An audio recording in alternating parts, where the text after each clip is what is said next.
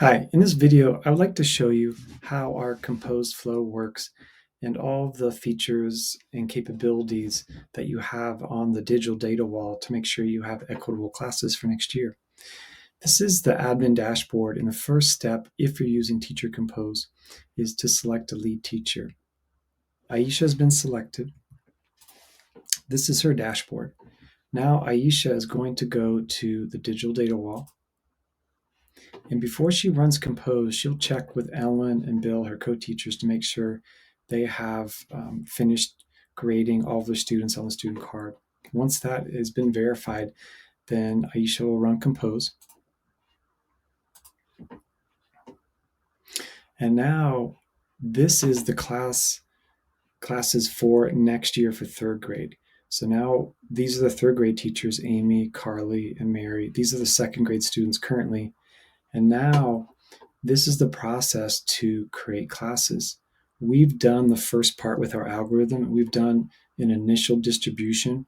And you can kind of look with our color coding system. Purple is high academic, green is average, and blue is low. And then yellow is low on behavior, and red is challenging on behavior. This is obviously a smaller class size in this example, but you get the sense right away that there is a pretty good distribution as far as the color bands. And then it's nice to look up above at the data table and just kind of check as kind of an anchor as you start moving students. Now, we've done the first part, but you know your students better than we do. So now it's a collaborative effort. Hopefully the co-teachers are gathered around a computer or a screen and talking and saying maybe Sierra should go over into Mary's class and I'll swap out Missy and put Missy over here. So this work goes on. And as you're moving students into other classes, the data table up above will instantly update. And you can kind of check and see what's happening with numbers. And maybe class one is like, this is really nice balance. Maybe class two is a little bit low on reading. We can adjust that. But you're looking across the whole time. The other thing is you can highlight and filter for certain identified students. So here is all the GT students. They're in Amy's class. Maybe I would like to just highlight and not filter. So I'm looking for the ELL students, and now I can see them in context with the other students. The other nice thing is you can look and see assessment scores if they've been entered on the student card.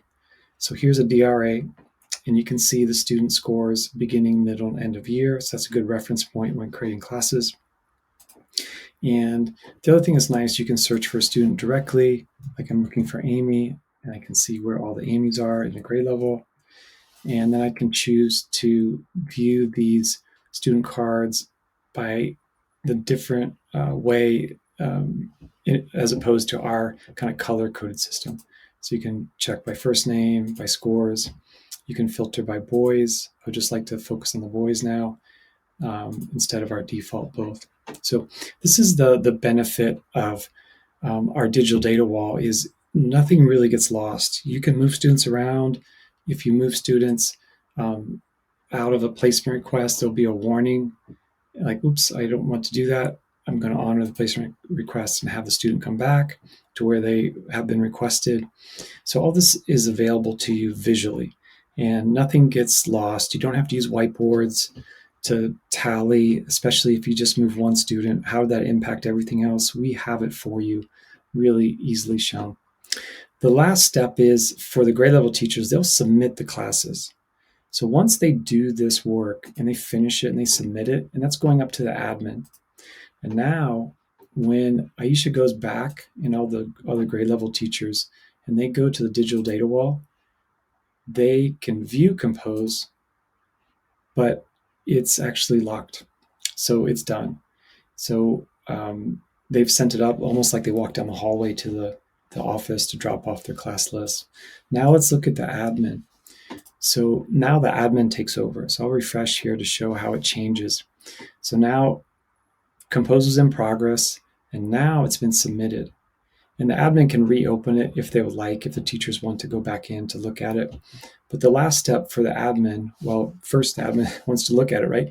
So here's the new third grade, and they the principal can look at it, and this is what was sent up by the second grade teachers for next year's third grade, and they can make changes. The information is really easily accessible. They can see if they're creating inequities. They can always open up the student card to check and see, maybe look at the notes. So it's a really nice way, and they can save it. And then they go back to home. And when they finalize this grade level, the last step is to do this work and click yes. And then when all of the grade levels are done, you'll see the move to next year, and that's our migration to next year. And all that data is going to flow up for the teachers when they log in. So they'll have access to the student cards from last year's teacher. It's a great way to start the year with that data in a holistic way on that student card. Okay, thank you so much.